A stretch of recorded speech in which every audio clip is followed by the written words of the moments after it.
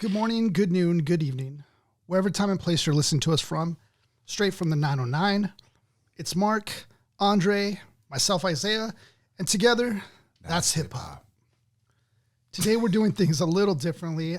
In honor of it being 50 years of hip hop, we are going to reveal our top influences, top 50, 5. our top 50 each.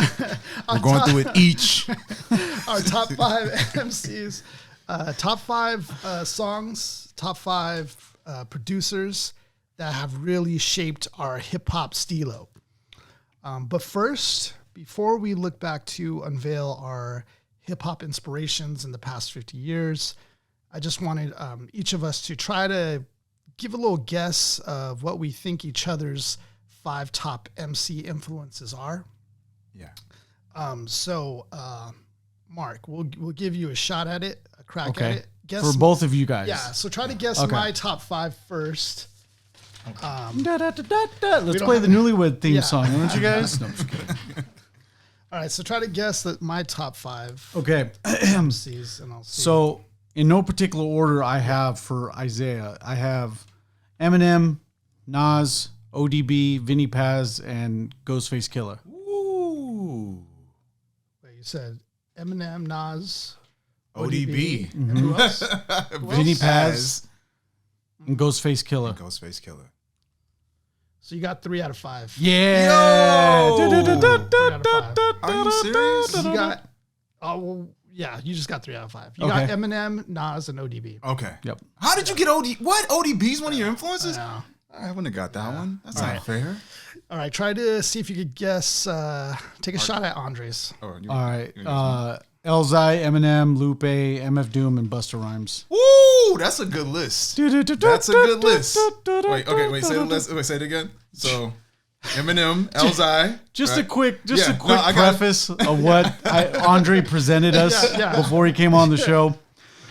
He told us he had like 30 rappers. He had 30 rappers. I was like, pick one end and whittle it down to 5. Okay, guys, before we continue, something happened, right? As I was doing my top 5, I literally realized top 5s are a marketing gimmick that is completely out of context of how many hundreds of rappers there are in the rap game. And we have to compile 50 years into 5 people, into 5 slots. That's impossible, bro. Like it's impossible. So as I was doing it, I was like, man, I'm like almost 30, 40 rappers in. And I realized there's too many artists. There's too much good hip hop in this world to squeeze into 5, but I managed that shit. So it was on my possible. list, it was possible, but I had to force myself. I feel like everybody else, it ain't easy, absolutely. Let me continue my theory. My theory is this. Every rap podcast out right now, you guys have 2 top 5 lists. Your first top 5 list is your pop top 5 list, which will have names that are iconic like Rakim, Kanye West, Jay-Z, etc. Right. Then you have your secret top 5.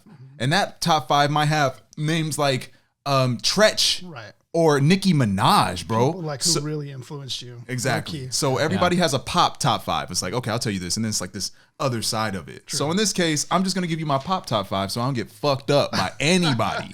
So Mark was right. What did you say again, Mark? You said... I said Elzai, Eminem, Lupe Fiasco, MF Doom, and Busta Rhymes. God damn. He got 3 out of 5, motherfucker. Wow. He got 3 out of 5 as well. 3 out of 5. Busta Rhymes, Elzai, and Eminem. I'm keeping track of the scores here so that way we can see who got closer. All right, so I'm going to give my guess for Mark's. Mos Def, GZA, Eminem, MF Doom, and then the 5th one I didn't know. I chose Big Pun. Big Pun. Ooh. No. I think you got one. One. GZA? GZA. He got GZA. He got GZA. I got 1 out of 5? So GZA. So Yasin Bey is not on your... No. Wow. Okay. He's not. He's in my top 10 of MCs and all that. But we're talking influential, like what influenced my style. Wow. Yeah. Okay. Wow. Yeah. 1 out of 5. And then when I listened to Mark's style, I thought definitely RZA as well. I was thinking RZA. So I'm going to give you my top 5. RZA or GZA? RZA, no, he's GZA, definitely GZA. Yeah. It's definitely GZA. But over time, I felt like he has more RZA than GZA. But you know what I mean? So, all right. So I'm thinking, all right, we got GZA, Benefit, RZA. Oh, I forgot one. And RZA, you already said Mos Def, so that was a miss. Oh, damn. What's the 4th one I want to say? I want to say Black Thought And You want to do a help? Q-Tip. do a fifth. Q-Tip. I say Q-Tip. Q-Tip, Black Thought. Okay. There's another one. Jizza. Okay, can I say There's one? only one. Can I do another guess? What, you want to phone a friend? Right, phone a friend. You're going to call him. Cannabis. Hey, so I think Cannabis. Yo, I forgot Yes. cannabis. Yes, Cannabis. this is on the Cannabis. list. We I both. forgot So cannabis. me and Zay chose to forgot. guess at the end and say cannabis. But damn, we Eminem, is Eminem one of your influences? No. No. It's not possible. I'm the Okay. Eminem. Okay. So He's like Andre the- got 1 out of 5 too. Yes. 1 out of 5. So you guys both got the Jizza part right. Damn. Okay. So now, go ahead and reveal your top 5 then, Mark. We both try to guess yours. Doom, doom, doom, doom. It's Biss, Jizza, Guru from Gangstar, But fuck you. Rakim, Ah, Big Daddy Kane. you know we wouldn't have guessed the Big Daddy Kane, bro. Rakim and Biz we should have got. Damn it, man. Okay. Are you fucking serious?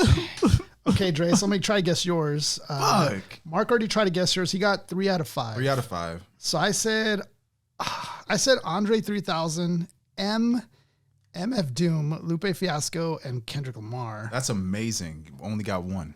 Only one? You only got one, bro. Only M? Only M. Dang. Only M. Wait, what about Lupe? I got Lupe too, no? Lupe's not on the list. Oh, he's man. not on I bet the bullet on Lupe too. Yeah, I don't. shoot. The funnier part is I never ever considered rhyming like Lupe ever. No, I never only think did that like him. because I think by human conditioning, you know, the theory that goes if you end up stuck in a room with someone of you end up falling attraction towards them. Right. In this instance, I thought since Andre broke down murals so intensely that he You would immediately think- had you would this think, like the lyrical obsession, attraction towards him. Like it's where kung fu. It's where all the kung actor fu. becomes the person that It was like a acting. horrible thing of method acting. Yeah. Nah, he's definitely a Okay. he's like a kung fu master to Yeah. me, but he's not an influence. I can't say that Lupe's an influence. I can't say it. Wow. Okay, so Dre, reveal yours now since we all tried Revealed him. All right, so this is my pop top 5 for anybody watching. Eminem, Elzai, Busta Rhymes, Tech 9, Yeah. Charles Hamilton.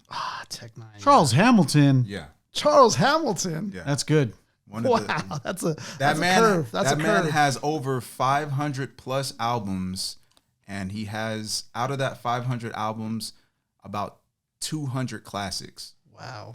It's pretty crazy to even have that output and have that many incredible songs. He's one of the best freestylers in the world too. So yeah. Wow.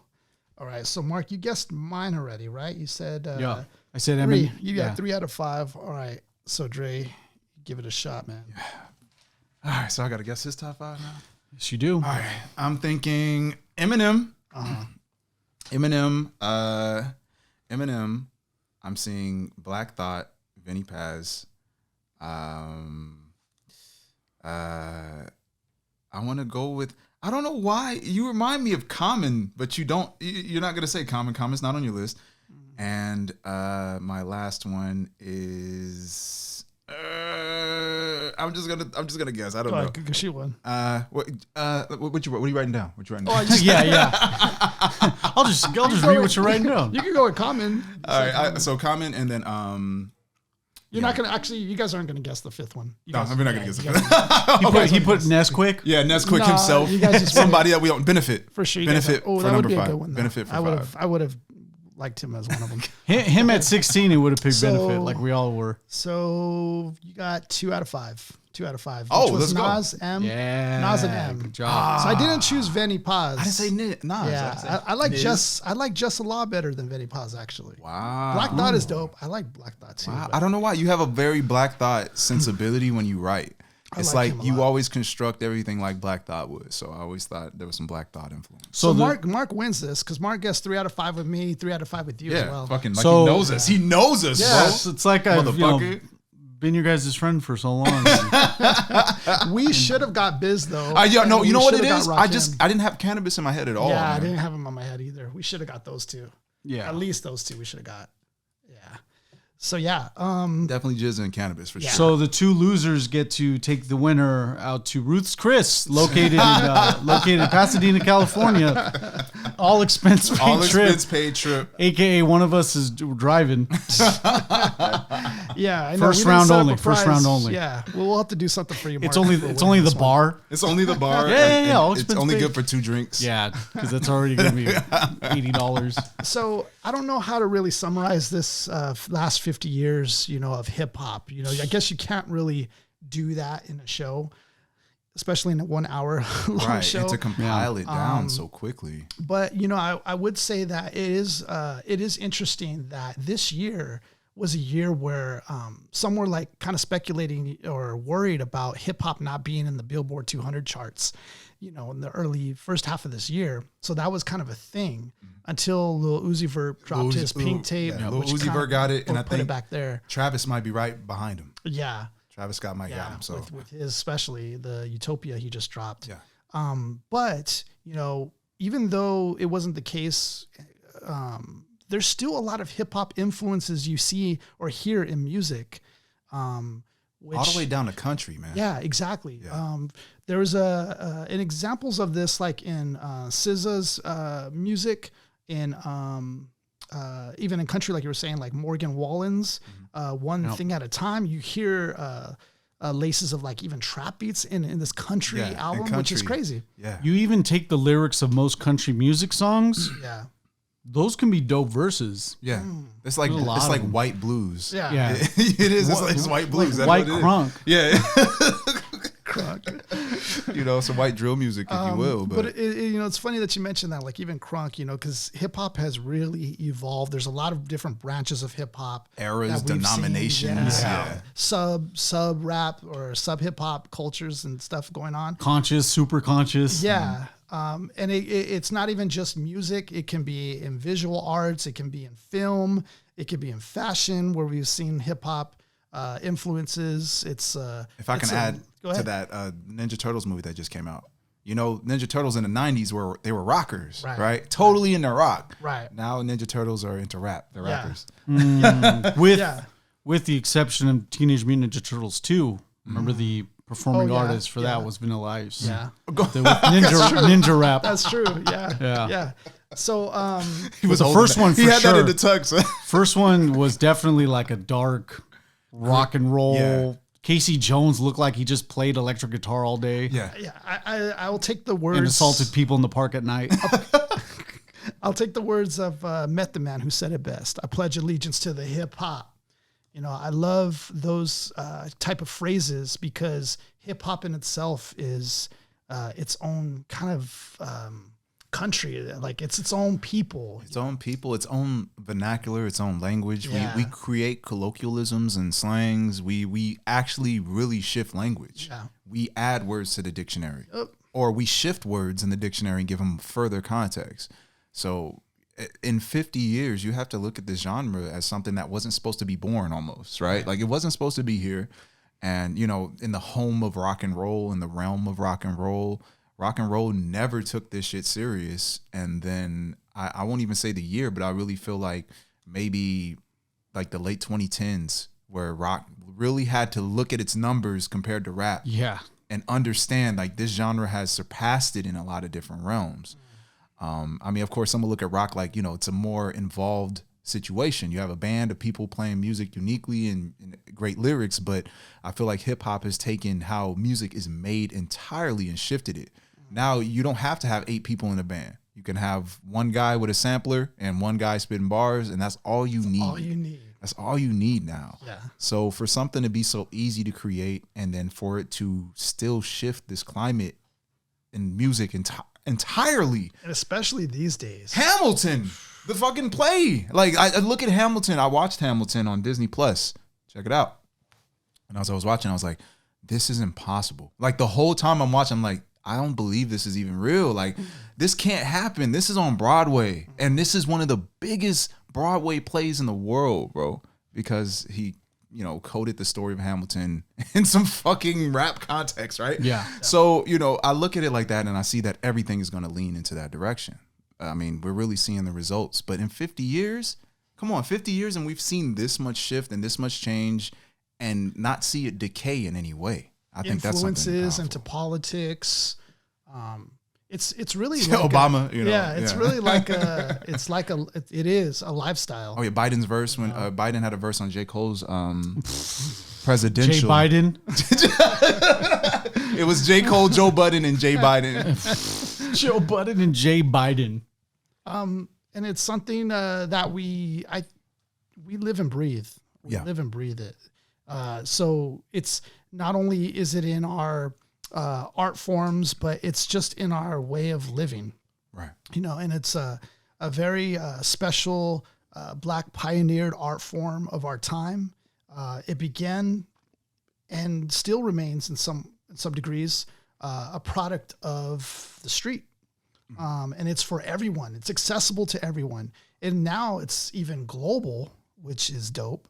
And so we're seeing rap all over the world of people in different languages killing it. Yeah. In different languages, killing it. Don't know what they're saying, but damn, that like battles and I saw an Indian rap battle, but there was no subtitles, and it was the most fire shit I ever seen. Crazy. I mean, it was like incredible because they have our body language. They're like doing the body language of America, but they're speaking their language, and it's incredible. I mean, like for real, just imagine some guys speak. I'm not gonna do an imitation of their language, but it's just they're saying what they're saying, and he does the gesture of shooting him, and it's like, you guys didn't learn that in your language. You learned it from us, and you manipulated it and made it your own.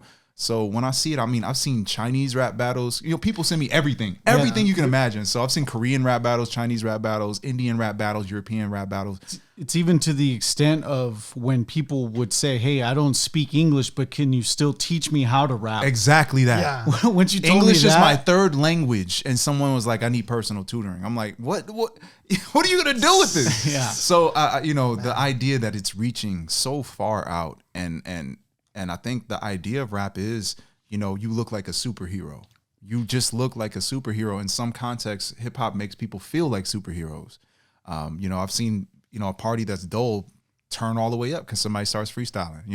So anything can happen, man. I just 50 years of something that was what I would consider just a spark, and we created this big bang out of it.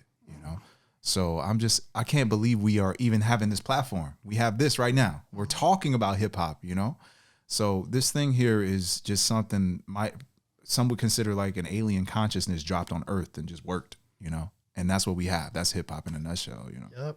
So I'm going to give out a couple of shout outs to some pioneers, to some game changers out there. Try to go through them as quick as I can. Shout outs to DJ Kool Herc for inventing hip hop, James Brown for being the most sampled artist, Lee Quinones for turning a utilitarian piece of public infrastructure to becoming a global symbol for the new art form in graffiti hip hop, Africa Bambaataa, Sugar Hill Gang, Blondie's Rapture rap video, which was the first on MTV, Grandmaster Flash and the Furious Five, delivering the message. LA's Dave for inventing rap radio, the Roxanne Wars, which were our earliest battles on radio records, Run DMC getting paid by Adidas, 1987. Def Jam goes on tour with the lineup that included LL Cool J, Houdini, Eric B. and Rakim, DJ Jazzy Jeff and Fresh Prince, Dougie Fresh, and Public Enemy. Public Enemy and NWA for bringing Fury rap. For the Teenage Biggie freestyling on the Brooklyn corner to 1990, where hip hop goes pop.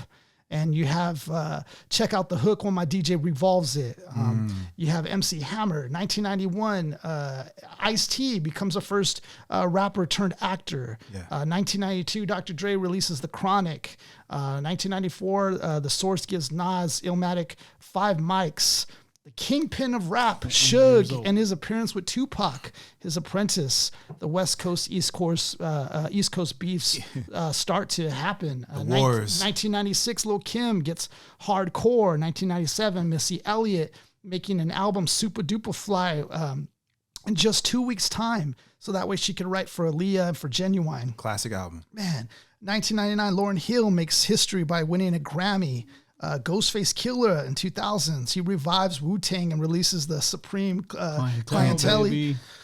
2001, Nas and Jay-Z, epic diss war ever, the most epic ever that you can have. 2002, Eminem gets one more shot with 8 Mile. We have 2004, MF Doom and Madlib collab with Mad Villainy. 2005, mixtapes go from car trunks to internet. 2006, 3 6 Mafia wins an Oscar. 2007, Soulja Boy goes viral. 2008, Lil Wayne becomes unstoppable. 2009 is the rise of Drake. 2010, Nicki eats on Monster. 2012, Chief Keef, I Don't Like, launches Drill.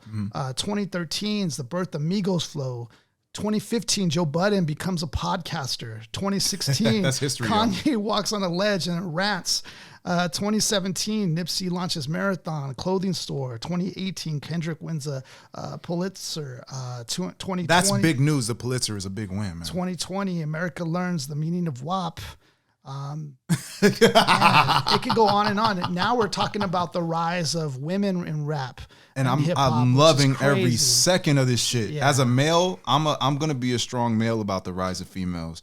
A lot of men are not strong enough for this shit. Seeing women rise and rap is hard. Yeah, it's it's fucking hard. it's They're taking incredibly over. hard. It's Megan Thee difficult. Stallion taking over. Nicki Man, Minaj it's taking hard. over. But the reality is, and I always try to drop this on people, is you would never hear lyrics like this without them. You need them to do this shit. A man cannot write a Megan Thee Stallion song. As a ghostwriter, we can technically, okay, comment section, you can technically write a ghost song for a woman, right? You can ghostwrite a song for a woman. But when you have somebody like Nicki Minaj, who doesn't have a lot of ghostwriters, we'll say she might have got some help, but she mostly writes that shit herself. Yeah, maybe Cardi B, maybe. Cardi B, oh yeah, she's like, I look at them as like they're sisters with different concepts, Yeah, right? yeah. So it's like Nicki writes everything from her precision, and Cardi allows all the writing to come to her. Right. But they both gonna give you the best result. Right. But just having them in the game, having a song like WAP is important. We have to have a song like WAP. I know we're men and it's not completely our shit, but WAP is just a version of a man's song saying I have the biggest dick, right? Yeah. That's all it is. So I feel like women coming into the game and doing what they're doing, they're still new. They're still getting the ball rolling, but we about to see some really incredible shit from the women. So men, we gonna step it up in our own way, but women do shit lyrically that men cannot do. No. There's a female named Sa Rock.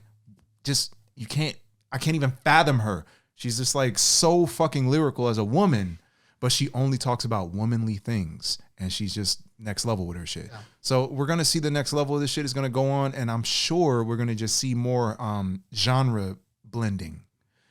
And it's going to be circulated around hip hop music, but we're going to see like rock bands rolling in with rappers. We're going to see like polka bands running in with rappers. I'm not being funny. I'm like deadly serious. Like imagine polka, but rap on it, right? I feel like a lot of these different genres are going to come home to rap, and then rap is just going to be everywhere.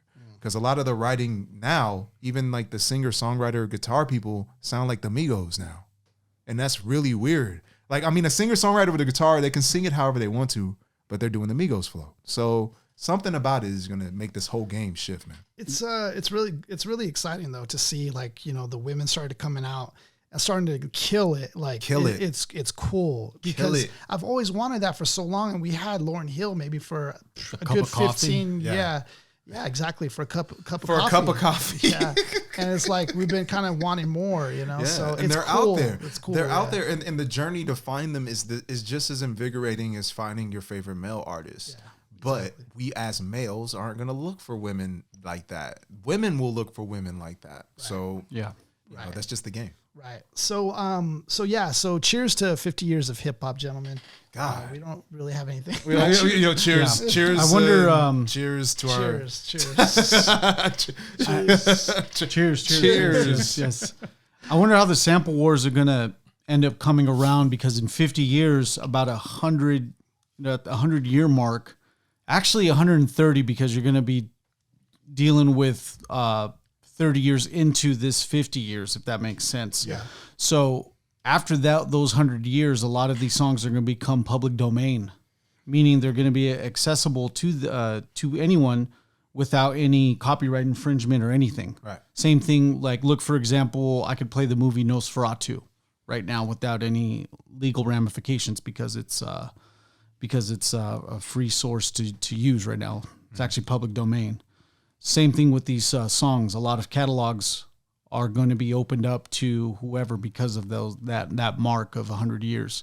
The Happy Birthday song. The sampling game. Well, yeah, the Happy Birthday song was public domain now, and that's why you had a lot of fast food restaurants and restaurants adapted into make their own Happy Birthday song. Now they could do it whenever they want. Yeah. I want to see how the sample wars. It's going to be long after I'm dead, but I would want to be a resurrected fly on the wall or reincarnated something. Fuck, make me into a possum, but put me in New York, and I just want to see what the sample wars are going to be like, because it's going to be the Wild West. That's interesting. Yeah, that's really interesting. Because there's nice beats to be had, and there's nice I like that samples to be had. We're in that ballpark, and we still have to do our top 5 producers too. Yeah. So, in that, while we're in that realm, hip hop music introduced the concept of sampling, which is, I love the idea of this not existing, and then somebody going, "What did you just do to the song?"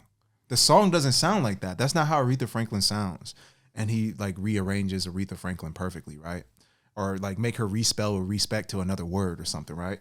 That type of shit back then, they only could sample very small spaces of the song. Nowadays I could chop a song into like 100 pieces. So back in the day, whatever they pulled off, they only had about 4 to 8 pieces of the song they could play with. So that's why the loops are longer, and they have certain loops that land that way. So production, especially from hip hop, was completely like ridiculed because they're not playing their own music, right? I'm like a musician and I live off this shit, right? I'm a guitarist for whatever the fuck, and I'm a studio musician for whatever, right? And I see you and you're a sampler and you sample songs. I don't see you as a musician. You're not on my level, right? Exactly. And that's what hip hop looked like to the world, right? You're not real music because you're just taking frames and bits of something that's already here. How do you call that new music?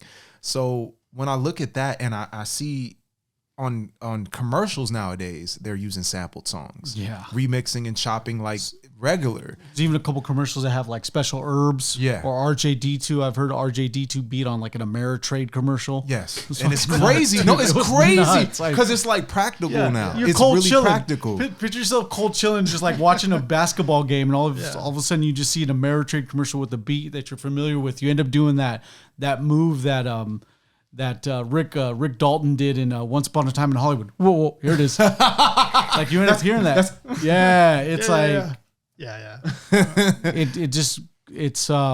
It's one of those moments where you smile a little bit, knowing that like, hey man, like someone's getting residuals off of this, off a big time played commercial. Yeah. It almost feels, because we make hip hop music, so to see hip hop music dominate the planet, it feels even better because it almost feels like we didn't waste time. We actually are on the right path. Yeah. But, not to hark on that any further, I just want to talk more on the production, right? So production wise, grooves and sounds of this period, we had a very right on the grid, right?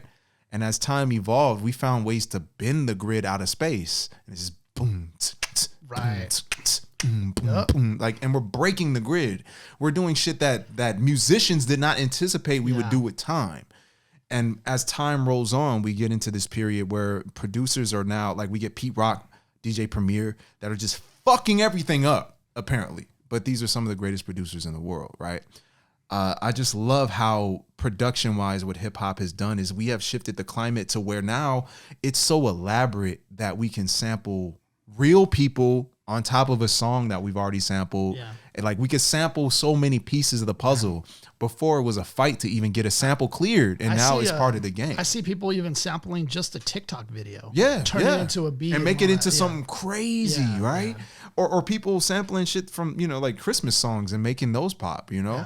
Or playing like a McDonald's jingle and somebody remixes it and puts it on TikTok and it blows up. So we're just in another lane with what we can remix and retwist and play around with. I love that idea.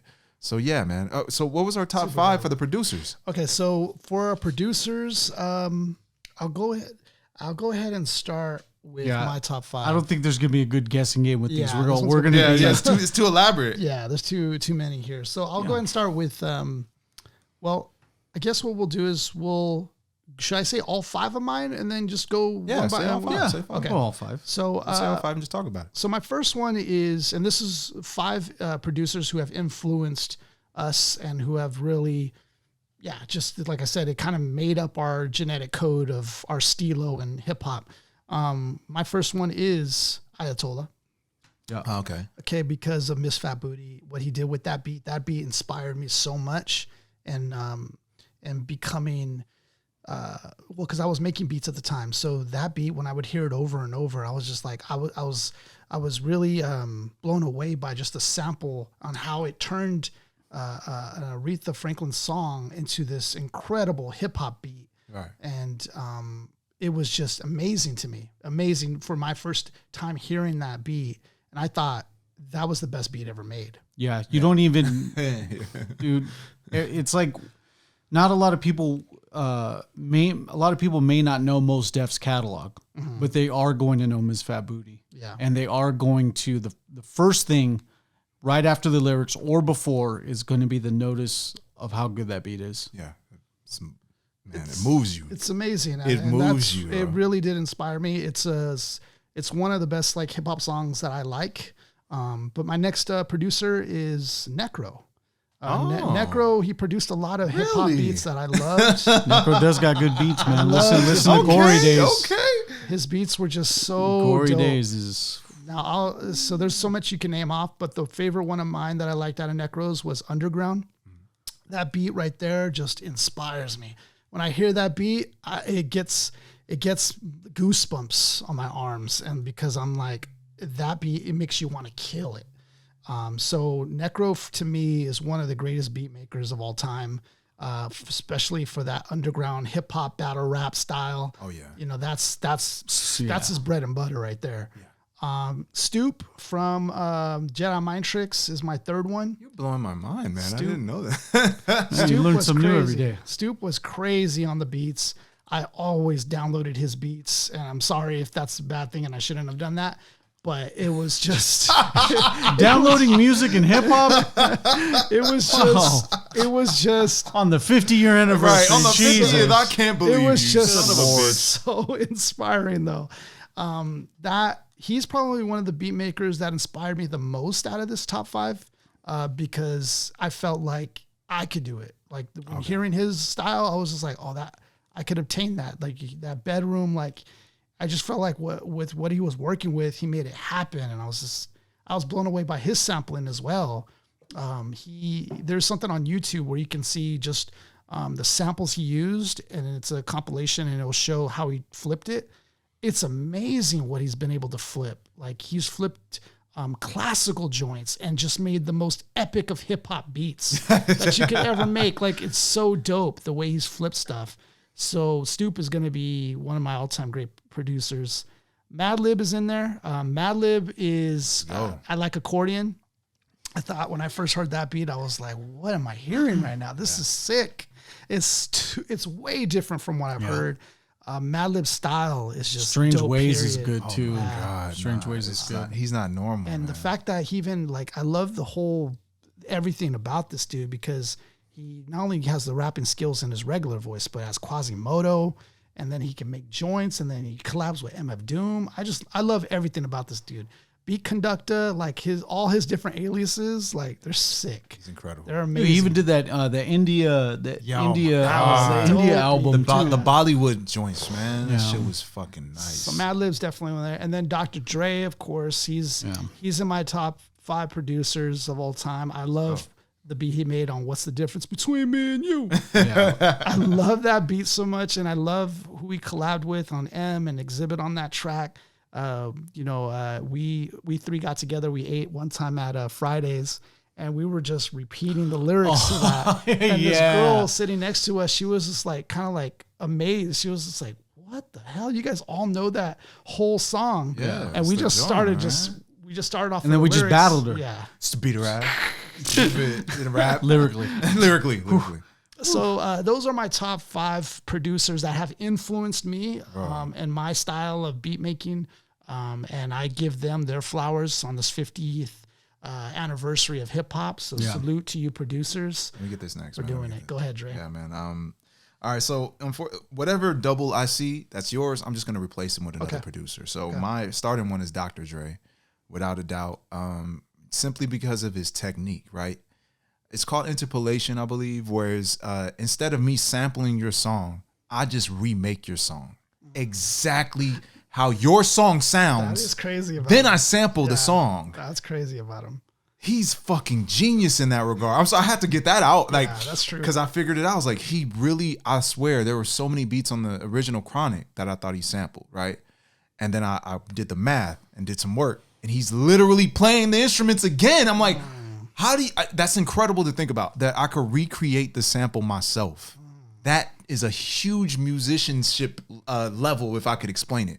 So since I can't pick Dr. Dre, because you already picked Dr. Dre, I'm going to swap him out for DJ Quick. DJ Quick. Okay, that was a curve. I didn't see you picking that one. Game changer. Yeah, because nobody fucking understands DJ Quick, man. DJ Quick is the other Dr. Dre, okay? Dang. So if you guys are looking for someone that's making shit from scratch that is unbelievable, is DJ Quick. Dang. Those sounds, those twing, all these weird sounds, man. Some bangers. He's got some incredible works. Check those albums out. So yeah, so mine is Dr. Dre, but I swapped him out for DJ Quick for that one. So my next one is Dilla, Jay Dilla. Jay Dilla has completely, in my world, molded the world you guys are fucking with. That lo-fi sound, you know, Nuja Bees guys that are big fans of Nuja Bees and shit, they're also kids of Dilla. A lot of these cats are Dilla's kids, so Jay Dilla is one of the greatest in the game. Dilla Says Go is one of my favorite beats off of Donuts. Donuts is an album that every single time I listen to this album, it changes. I can't say how many times that we freestyled over Jay Dilla. Yeah. Oh man, Jay Dilla. Okay, this is my rule. If you freestyle on Jay Dilla beats, you'll be the best rapper. Okay, because Jay Dilla's beats bring the best out of people. He has some of the best productions in the game. Yeah, Jay Dilla wins. All right. If you can get a Tribe Called Quest to go, hey, can you just produce our album? That's how you know. That's how you know. Dilla's the one, man. Then my next one was Madlib, right? Because Dilla and Madlib to me are they're brothers. They're twins from another world, man. But you already picked Madlib, so man, I don't know who to exchange Madlib with, but I'll try to find somebody. But anyway, so Madlib, my perspective on Madlib is simply the same as you. His production technique is just something I cannot put into words. I can't match him. So the sounds he makes, the rhythm he has his own groove, his own timing, he has his own grit. Oh, I'll replace Madlib with Flying Lotus. Ooh. All right, so Madlib is being replaced with Flying Lotus. That's a good pick. Flying Lotus is the man. Like, I don't know if a lot of people know about Flying Lotus. Oh, then y'all need to get to know Flying Lotus. Flying Lotus is Jay Dilla and Madlib in one guy. That's who Flying Lotus is. Flying Lotus has both of their sounds perfectly aligned. That weird wonky shit, but he has the atmosphere and the weird sounds of Dr. Dre. So he's like all of them in one guy, and he's LA based. So yeah, Flying Lotus I'll replace Madlib with, because I have, like, if you hear my beats and the weirdness of them, that's Flying Lotus all the way. All of the weird shit I do is based on how unique Flying Lotus can make his sound. That was your your beat. That was your beat last episode. Yeah. So for reference, that's that dude. So Flying Lotus, you can hear it. You can hear it. Flying Lotus has one of the dopest beats with Mac Miller. Somebody Help Me, or SDS or SOS, I think. Yeah, check that one out. That one's crazy. Next after that is Timbaland.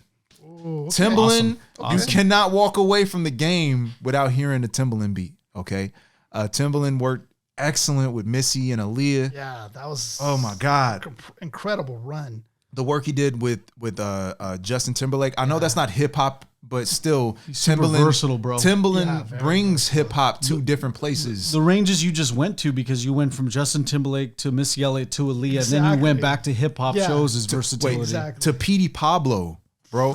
To Petey Pablo and fucking what's that other white rapper? Dang. Paul Wall. Yeah, work with Paul Wall. He worked with Paul Wall. So Timbaland is always in these weird pockets and spots that work perfectly. So Timbaland definitely gets that fourth slot. And then the last slot I give to the Neptunes. Not just Pharrell, the Neptunes. Chad Hugo is in the Neptunes, okay? So I'm giving Chad mad love because people do not talk about Chad. I don't understand. They completely negate Chad. It's not just Pharrell. It's Pharrell and Chad. And there's a third motherfucker, but he's invisible. But yeah, so it's usually the Jerobi of the group. Shay don't want to be seen. So yeah, so we got So it's Pharrell and Chad, but everybody says Pharrell and they don't give Chad anything. Yeah, they go Pharrell and the Neptunes. Yeah, but he's Chad, getting that Chad has individually produced treatment. Full albums, and Chad's input on those albums are fucking phenomenal. You cannot beat Chad. Pharrell to me is just like that artisan type of fella that does anything. But Chad is the technician that does anything. Having them together is perfect. So Neptunes is that last one, man. So that's a good list. Yeah, that's my there. list right there, man. And then I can't move past that. I can't go anywhere beyond it. I know I might have missed Pete Rock and Premier, but y'all understand, like, it's my era. So yeah. What you got, Mark? What you got? My first pick is DJ Premier. All right, let's go. Premier, I want to say this because it's the reason I have Premier and Guru in collectively is when I was a kid, I had that People's Magazine article that showed like the hip hop albums you should listen to. Right. And I did my homework with all of them. And they told me that Step in the Arena was one of those albums I needed to listen to. So the thing about me with hip hop is that, like, if I didn't have the means to download these songs, I would go spend my $15, which adjusted for inflation now about 20 years ago is about $23. So I would take my whole wage of working at my mom's, stepdad's house, working, his business on a Saturday. I would slap that same 20 on the register to buy a fucking album. That's dope. So it was, I listened to Step in the Arena, and there's a lot, if you guys really pay attention to how I write and how I do all this, and a lot of Guru, may rest in peace, is a lot of his braggadocio type lyrics are in my repertoire, just because he like Master Ace with his consistency of making consistent bar rhymes like that. Guru had this ability where it's like, yo, you're laying back and rapping this shit, but you sound so dope. And I wanted to be that because, but my energy ain't like that when I'm on the mic. When I'm on the mic, I'm super aggressive, and it's just always been inherent with me. It's I've always had this outlet to do that with, and it's something that I've tried to work on to, but Premier coupled with Guru, it always took somebody to. I don't think Guru would have popped off as much without DJ Premier in hand. And that's the best benefit that you had. You had DJ Premier in your back pocket like that as a group? God, good Lord. I love it. And Step in the Arena, if you guys ever listen to Step in the Arena, I hope we get to cover it soon. I hope you guys listen to it for the first time, if anything. But, dog, the album's perfect from start to finish. It's only like 50 minutes, 40 minutes. Perfect. Next would be Jay Dilla, and I would say Jay Dilla made one of the most. I still think "Let's Ride" in Q-Tip's 1998 effort of Amplified. He made "Let's Ride," and I guess the story goes, and this is just a Paul Bunyan hearsay for me, but Jay Dilla had a better version of "Let's Ride," but his computer got corrupted or files got deleted, and he had last minute to recompose the whole beat, and still made a dope beat. Crazy. Let's Ride is so dope. It's like it just came back from total destruction. Exactly. From the like if it was Terminator 2, you know that Liquid T9000. Yeah, so his computer got messed up with liquid nitrogen, broke, and then he had to reform with the heat. The puddles slowly come together. Like this and that marriage of the lo-fi characteristics that you get with Jay Dilla. Oh yeah. But with Q-Tip's voice, dude, it's just spine tingling. Spine tingling. It's a good combination. The other gentleman that I had, and I love painting. I'm gonna love painting a story with this guy, Pete Rock. Pete Rock. Okay, so he got the other ones. Yeah, he's a good one. He got the other ones.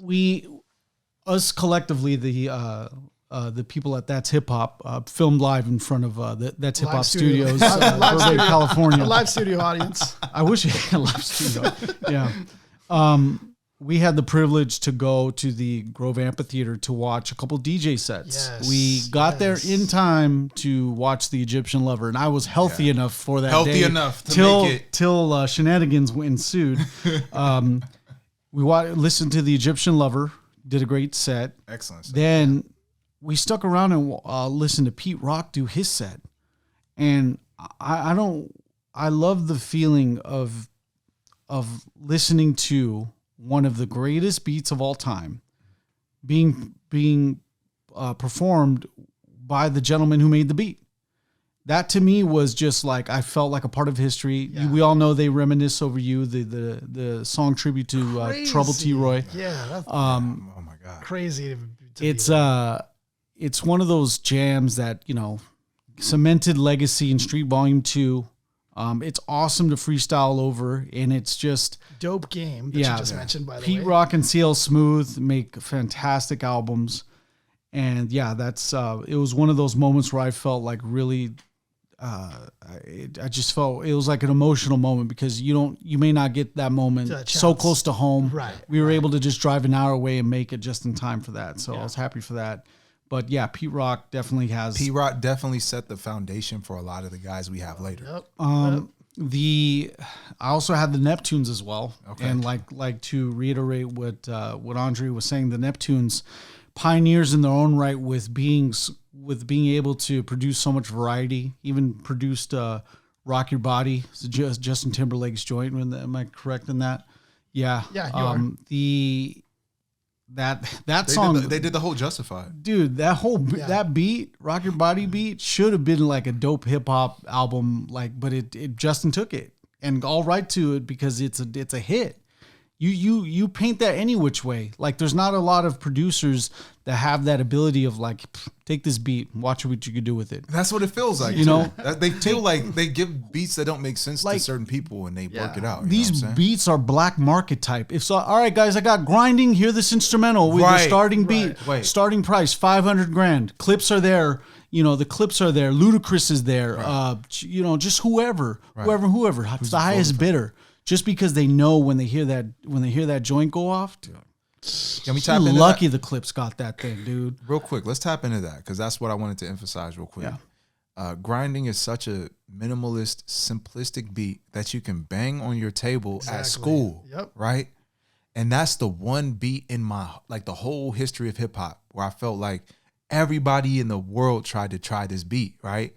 Yeah. I remember it. Everybody's in class trying to do it with their hand pencil, and the pen, right? And I was like, man, a beat that simple, right? A beat that you can do with your mouth, right? Like those sounds, the popping sounds that they put in the background for grinding. That beat changed the world, right? Compared to some elaborate ass huge symphony with all these sounds, like this shit had like probably I think 6 sounds total in the whole beat. And it completely rocked the game. I want to Neptunes. That's the Neptunes in a nutshell, man. Yeah, I want to say it kind of has that same. I remember me and Isaiah were talking about it during a September 11th episode, where it's a moment of universal consciousness, where a beat so simple can be done by you, everybody. But when we all hear it, our conscience, the consciousness, they meld together. Mm-hmm. And it like unifies us in a way to where it's like, yeah, we get it. Yeah. Black, white, old, young. Yeah. The heads still bop because they just know that these sounds that the Neptunes make can still just like are consistent among everybody. Yeah. There's like these sounds don't discriminate. Yeah. You know what I mean? It's crazy because certain beats can travel so far in the stratosphere, and then there's some that just go into outer space. Right. Yeah. That's what that beat was. That's what the beat from Dr. Dre when he made 50s in the club. That's what that was. Nice. It's one of those beats that just you got a bomb. You got an atomic bomb on your hands. Yeah. It's like that. And the last gentleman that I had made it seem real easy, especially with the fact that a lot of his work was done via Fruity Loops. It's Ninth Wonder. Ninth Wonder. Yeah. All right, so look, Wonder. Mark picked everything I didn't pick. That's a good one. So, hey, Mark picked the other half of my list. His whole list is my other list, okay? That's a good one. Yeah. Mark low-key picked I gave y'all a pop list. He gave me my underground list. The real deal is Ninth Wonder to me is like what he is capable of with samples, especially nowadays. Yeah. He has made a new music theory with it. And I don't want to over exaggerate Ninth. But Ninth, he even explains his shit in classes. He teaches classes on how to sample like him, right? So of course I'm watching, and he broke it down. He's like, I want to change the chord progression of this song. The chord progression is this, that, this, that. Well, when I chop the samples up, I'm going to make it that, this, that. And I'm like, what? And he's been doing it like that for years. Yeah, so the shit that he's been doing with Lil Brother, everything he's done with what Mos Def, Murs, shit. Everybody. Jay-Z. Jay-Z, he's worked with every fucking Beyonce. He's worked with everybody. Everybody, bro. Yeah. So come on now. Yeah, I like it when Ninth is nice. Ninth is one of my favorites. I wanted to save this story until we did the Black album, but whatever. It's 50 years of hip hop. You only get that one time. This is like the Haley's Comet Right. of this episode. Yeah. So the Black album comes out around this time. It's I'm gonna be I think I'm a freshman, sophomore in high school, Right. and I have I think the best gift I ever got. And some guy just really didn't care about this. Every time I would go to his house, we'd play NBA Live and play on the Xbox with a big ass Duke controller. Yeah. And by his Duke controller, his dad was OG, so he had the big ass Sony turntable equalizer, the tape decks, the whole all situation. that. Every Mexican, every black family had it. Like it was like this big wood grain. With the metal, with the glass panel that you would push and it would slide out. Yeah. So his dad had the maybe him, I don't know, but whoever had it had the Sony headphones, and I'm like, Justin, like, can I have these headphones? He's like, go ahead. Gave me Sony headphones for my CD player. So like on the way home, I would be with some legit Sony headphones. And dude, I'm figuring out trying to like figure out. I remember seeing you wear these headphones too. I'm trying to see where's the adapter for these things or whatever. But like Sony did back in the day, you unscrew the big headphone jack, and you reveal the actual and smaller it'd be a jack. smaller jack. Oh man, I was made in heaven. I plugged that thing in, listened to the Black album on the way home like every day. Every day. And then, you would hear songs that as a kid, the Black album's about aspirations of getting out of the hood. It's about aspirations of when you make money. It's about aspirations of like just being on the come up. Yeah. That's a classic, classic right there. Allure, Triumph, and Lucifer. The song Lucifer, you can see Ninth Wonder on that all day, just looping that Lucifer joint by Lucifer, love in the morning, sun in the morning. Yeah, I think Ika Mouse. Ika Mouse is the one that the reggae artist did that. Wait, so not Ye? Ye didn't do that beat? No, because you could literally hear him in the back. Ninth, you were genius. In the back, Ninth Wonder. Yeah. What? Yeah. You guys for real? Yeah. Yeah, Ninth Wonder was on the Ninth? Black album. Yeah. But I thought Lucifer was Ye. He said Kanye. Oh yeah. So then I think there's probably Allure. Oh, okay. Wait, I'm feeling stupid. You guys were giving me a Mandela effect because I was like, wait, so Kanye. It's never like the did Fruit that? of the Loom. It's like the Fruit of the Loom. Like with Fruit of the Loom, like there's actually a brown loom in the back. I didn't know that. Oh, okay. I thought it was all the time that there was just fruit in the back. Turns out with that. But yeah, Ninth Wonder was on the Black album anyway. But like, just listen to the Black album on the way home. It's like you have the inspiration. Yeah, he did Lucifer. Yeah, he did use Lucifer. My bad. Yeah, he did Lucifer. But Ninth and Ye are like from the same family of. Ninth did. I believe he did either Allure or Dirt Off Your Shoulders. I believe. Dirt Off Your Shoulders is Timbaland. That's Timbaland. That's Timbaland. So now we're just getting. So now I'm just getting in too deep at this point. Yeah, that's Timbaland. Well, I'm not going to do this until I solve. Well, I was gonna say too, like I wanted. Oh, he did the Threats joint. He did Threat. Okay. He did the Threats joint. Now I stand corrected with the Threats joint. And that shit is fire, well, too. I wanted to say we didn't choose Ye, but I did want to give him at least an honorable mention. I mean, the guy's an amazing producer, despite what everybody thinks about him. Crazy producer. And the reason I just didn't choose him is because I went with Ayatollah, actually, because before him with sampling, I felt like that Chipmunk soul sound, Ayatollah was one of the first kind of people, one of the first people that like kind of started that already. So that's the only reason I went with Ayatollah rather than going with somebody like Ye, because Ye comes in later and like takes that into a whole new stratosphere. I like how authentic your list is, though. I mean, that's very. I also think too that one more point I wanted to make about Ninth Wonder is that his big showing out party to me is the Murray's Revenge with Murs and Ninth Wonder. That album is an LA classic. It even elevates to just like mainstream classic. I see my buddy Giovanni sees Murs all the time, and I just want to tell him like, dude, tell him that I love Murray's Revenge. Tell him I still have that CD in my foldable I still think about in it. Dude, I still have my CD album booklets, like of just the zip ones that you open, the Case Logic joints. That's so dope. So I just was I like, like he that sees them beat, all the time. I like that beat from him that goes, and I wonder why. That sample that he did with that one. Oh, from Little Bruh from the Minstrel Show. Yeah. I wonder why. Yeah, that is like one of my favorite beats from One Ninth Wonder. I was just like, Dog. that's sick. All the work, LA, all the shit he did with Little Brother is perfect. Yeah, the LA song's really good. There's a lot of good beats on Minstrel Show. On the Minstrel Show, and there's on Murray's Revenge as well. LA is a good instrumental as well. All right, so let's move on to the top 5 songs that we got. Yeah. Oh shit. So I know you have albums, but you can stick with that list still if you want, Dre. I got albums. Yeah, I forgot fine. top 5 songs. That's fine. You can stick with the top 5 albums. The top 5 But songs should be in the. No, let's go to top 5 albums first, and then I'll Okay, go ahead. You whittle start. together some top 5 fucking songs. All right. Because I forgot about the top 5. Well, I did top 5 producers, top 5 rappers, top 5 albums. I don't have it at top. songs. I didn't do a top 5 on albums. Oh, that's funny. Okay, we'll work it out. We'll figure it out. Yeah. All right, so on my end, it's shit that makes sense to you guys, you know? The Chronic 2001.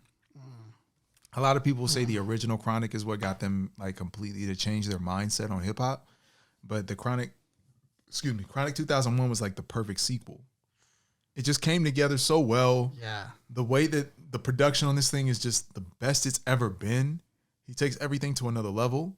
And I still to this day can listen to the album, and I swear to real God, I don't skip. I never skip. I don't skip the sketches. I skip nothing. Like everything is perfect. I can listen to it all the time.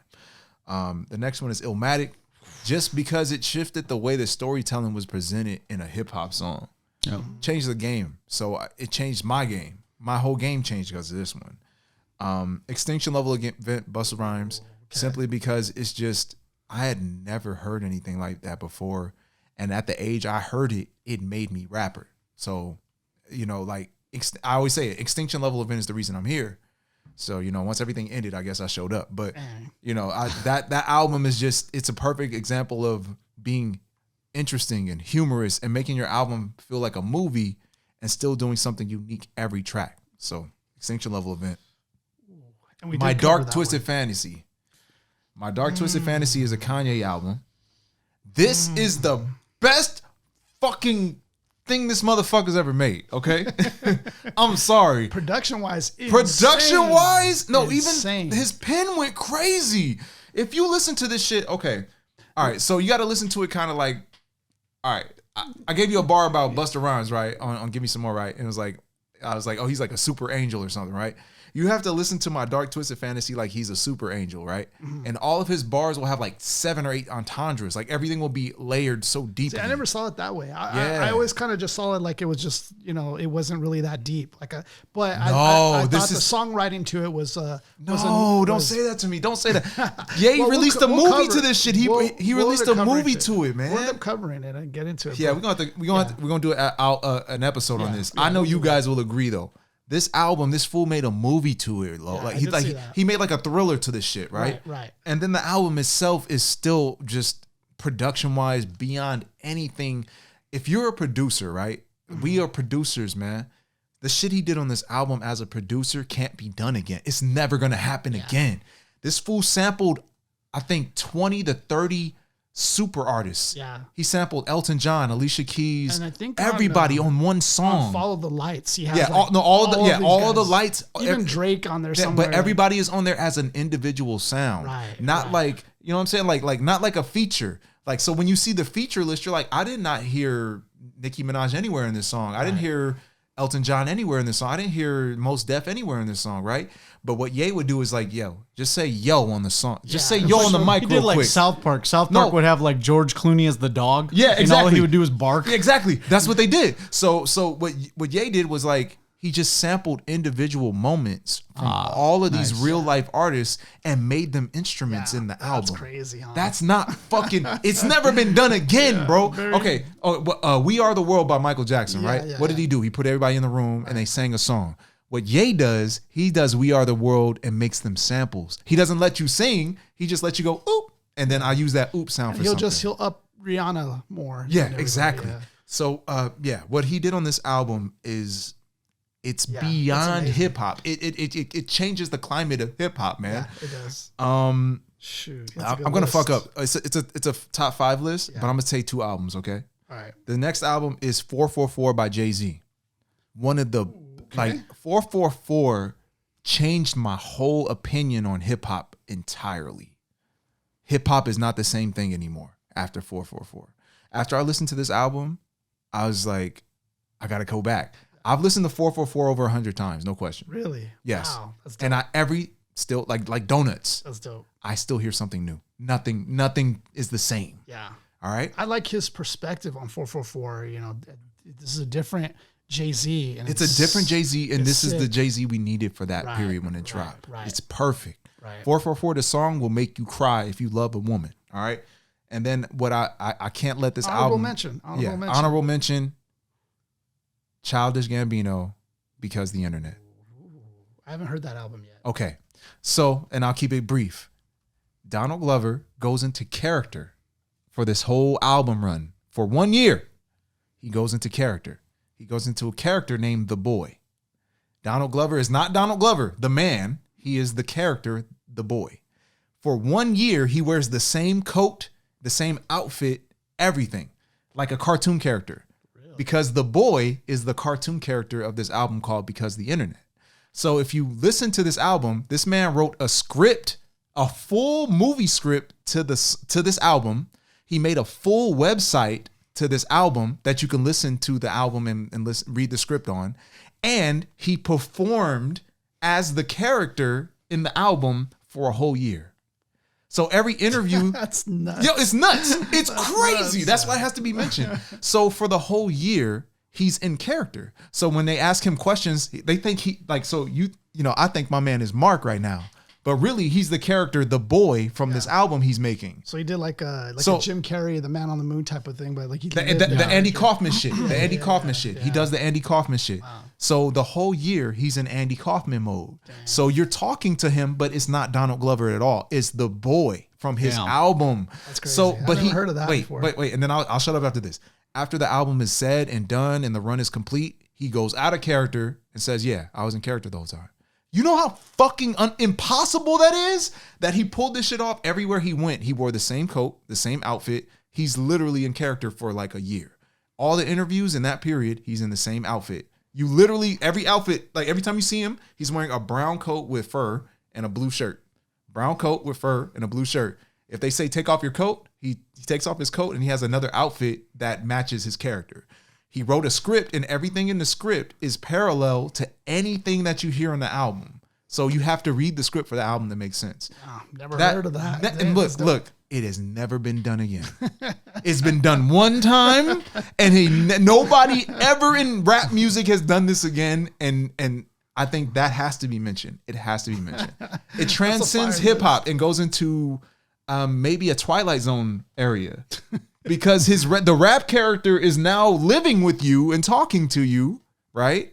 And everything that he does, he's got everything surrounding this character. So we'll do this album in the future. We'll just do the album in the future, guys. We have to do like all these because the internet coming in the future. But that's my shit, so I'm done. Damn. I'm sorry, man. All right, so we'll do our next. Go ahead, Mark. You can do your 5 songs. Yeah, and then if you want to do 5 songs, I'll do 5 songs. I'll put them together real fast. I got you. So Mark, go ahead. Yeah. What's your, I'll go from down to the top because I was just trying to see what was going to make the 5. It is tough to do a 5 for songs though. I mean, because songs, it is tough, but these are going to be ones that influenced me. These are ones that so it has to be 5 songs that influenced us. We're not saying they're the best ever made, but that influenced us. Step in the Arena from the album Step into the Arena from Guru and the good people at Gangstar collectively. Mm-hmm. How We Roll, Cannabis. You know, go into the back of a cab until the meter says 999. 99. Yeah. Oh, was that on the album we covered? Can I Bust? Yeah, that's right. Whether they sign or unsign, many lines or more lines than a million pairs of Adidas, more lines than the Africa herd of zebras. Yeah, that's right. Yeah. That song just was like, I love the beat and I love Cannabis's ability to. This is a lot of the reasons why I like Biss, and it just made it cool to be smart and rap. It's just like I'd never felt. I always felt held back to be just write how I wanted to write. But till I started listening to Cannabis, dude, you could say some smart stuff and just be just, oh my gosh, out of this world. It's really good stuff. Howie Roll has a lot of good punchlines. From the Illmatic album, It Ain't Hard to Tell. It ain't hard to tell. Anytime that I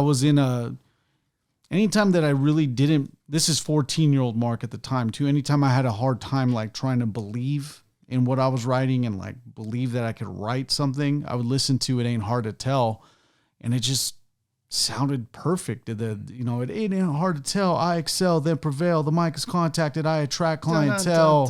My mic check is life or death. Breathing a sniper's breath. Like, dude, this is just stuff that I freak beat, slam it like Iron Sheik. I jam come correct with correct techniques. Just the stuff you just say, like. This always brought me back down to reality, because here I am at 14. I'm like, dude, Nas wrote this at 20. Earlier because he had to made the album, so probably at 19. Yeah.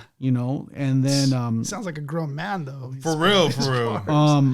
Then from Rakim, Microphone Fiend. Oh God. Microphone Fiend, just I was a teen. Oh no, I was a fiend before I became a teen. I was melting microphones instead of cones. The ice cream music orientated, so hip hop was originated, fitted like pieces of puzzles, complicated. See, it's just like that stuff. Just Rakim's style, dude. Like I've always admired the guy, because he actually preceded making a classic album of Paid in Full earlier than Nas did, and he did when he was 18. I liked Rakim's style. I think he's one of the best rappers of all time. It's just something that, to me, I can't wait to like just meet the man, give him his respect due to him. Big Daddy Kane comes in with Set It Off. Oh shit. Yeah. Man, it's just he made it cool to act silly, like not on the Biz Markie type level. Yeah. But like he even had this one bar in there where it's like creamy, something like Skippy and Jiff, and then when he says he goes a little bit further into the verse, he's like, even if I stutter, I can still come off. Dog, he has that as a bar. That's a dope bar. And That's dog, very dope. if we ever get the chance to listen to Long Live the Cane, that song's on there. It's just, I don't want to spoil it for you guys if you guys hear it for the first time, but dude, it is down with that. Like Big Daddy Kane is in my top 10. Rakim's in my top 10. These are the OGs, but the thing is that these guys weren't Melly Mel. These guys weren't KRS-One slowing it down. Like Rakim and Big Daddy Kane, like they sped it up, made it so sick, and flirted into the intellectual level, especially at this time, the golden era from like 85 to 93, just like really came off with those. So those are going to be my songs. It's fucking solid, man. Yeah, dude. It's I'm East Coast and old school bias. It's a certain bias I have, but dude, He's a it's West like, Coast East Coaster. Fucking West East. yeah, it is. It's what molded me into just writing how I write, and what just jamming out to certain music that I like to jam out to, man. All right, you want to go next on yours, or Yeah, I got the songs ready. I got mine ready now. All right, So I'll shoot mine next here. All right, so top 5 songs I have. My first one is going to be Wu Gambino's on Rekwan's Cuban Links. fucking genius. Wu Gambino's was that song that I would have on repeat when I was in high school, and nobody would know what I was listening to, and I would just listen to it all day. It's a one track that will get me out of any mood that might be bringing me down or anything. When I hear Wu Gambino's, I'm fired up. I'm fired up, and just from hearing the beat, I'll hear every minute of that track, and it starts off with some samples in our line of work, something's the name, and he's like, get your man off the table with your glasses. Like they're just works. bantering, right? Yeah. And and you hear Method Man, yo, and he's calling out everybody, Bobby Steels, everybody's Wu Gambino nickname. Yeah. And then they get into it, and it's a track that it's a simple beat, simple sample, and it's just da-da-da-da-da-da. And then he just goes into it like, yo, and just starts ripping it. Yeah. Method Man starts first, kills it. Requan comes in. The RZA, even RZA has a crazy verse on there. That beats So a it's playground. He goes off. No, it's a discovery zone, bro. Like there's so much shit to do in that fucking instrumental, man. Ain't no fucking playground. So RZA, that's my favorite RZA verse too, actually, in that in that track. But that's that first one. That track will get me. And then the next one is another Cuba Links track, which is Ice Cream. Okay. And Ice Cream is one of my favorites. One of those joints that I can just play again and again and again. I just love the way that they rizz up these girls, and they it's a they Mac describe Daddy them, track. yeah, bro, they for describe sure. them as ice cream. Yeah. And I just love the way they do that. Like the creativity. butter of it, pecan, and they just describe them in so many different ways. I mean, you see the chemistry between Requan and Ghostface on there, just both of them doing their thing that they love. The chemistry's solid on that. The music video, classic. You see Method Man on the ice cream truck doing the hook.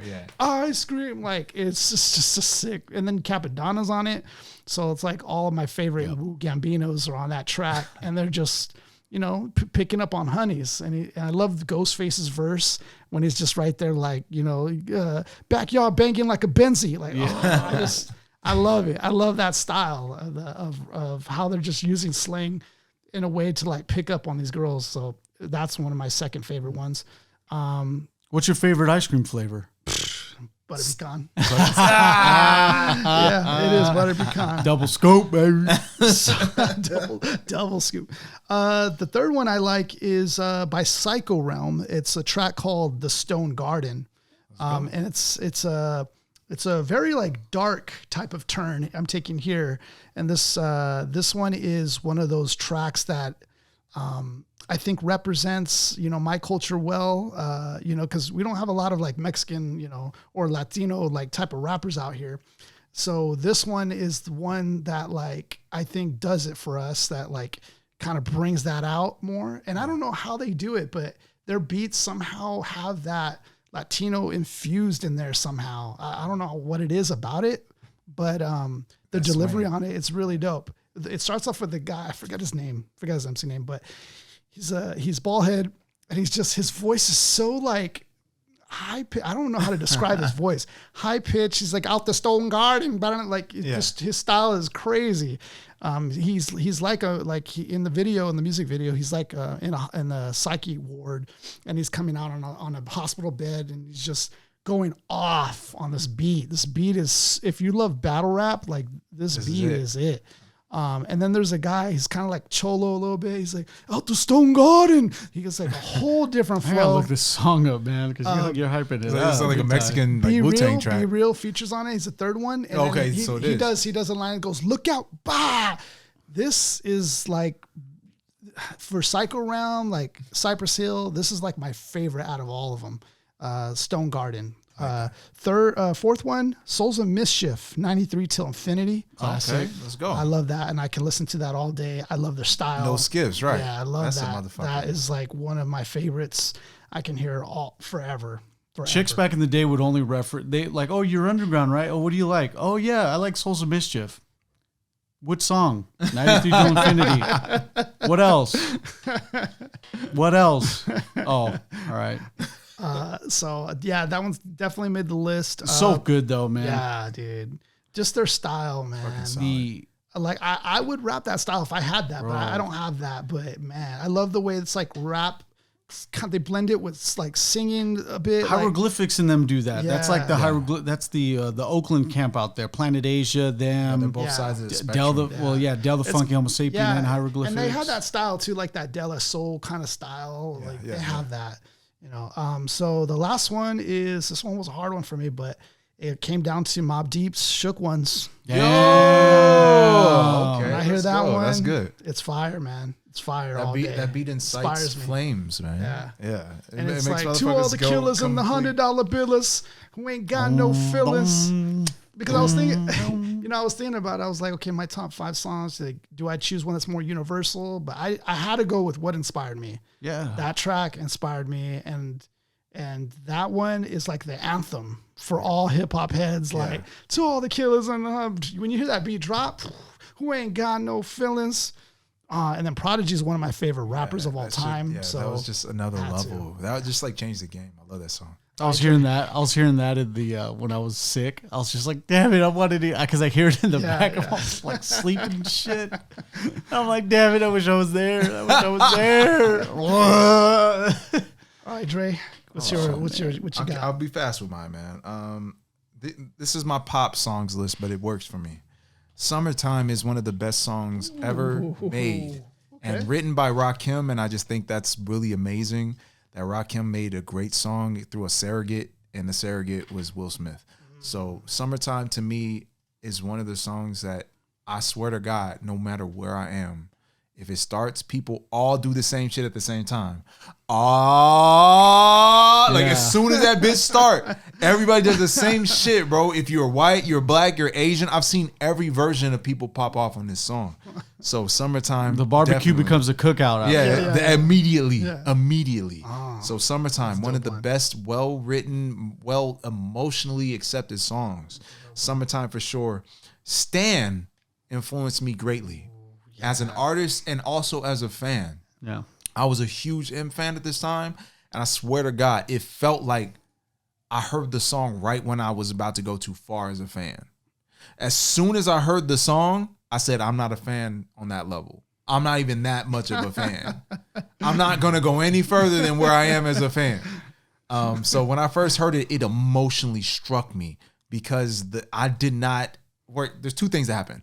One, on the third verse, this guy dies. Holy shit, this guy fucking died. And then this is the biggest thing that, like, if you're like, this is the first time I heard the song and I'm a little kid. There's a fourth verse. And I get fucked up for some reason that there's 4 verses. And M is talking now. And it's like, wait, M replied to him? He's dead. Like, so I forgot about that. So there's a fourth verse. And after the guy drives his car off the cliff and dies, M is writing him.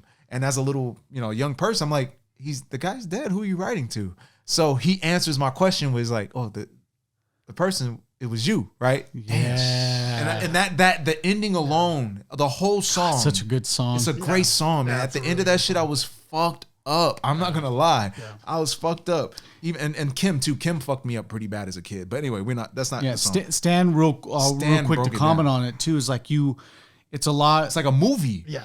It's like a fucking movie. That's where it's good that you bring it up because you could still, shows how impactful the music video was too as well. Because you can imagine, you see that bootleg Eminem inside his house just riding to Eminem. Right. You just see that off the jump. Right. It's like when you watch Freak on a Leash, you see that bullet. Yeah, exactly. Already. It was just one of those iconic songs, music video, music video combinations. Perfect combo, had Dido on it. It was great. Yeah. So Stan, perfect. Great blend of hip hop and a bit of like some pop sensibility.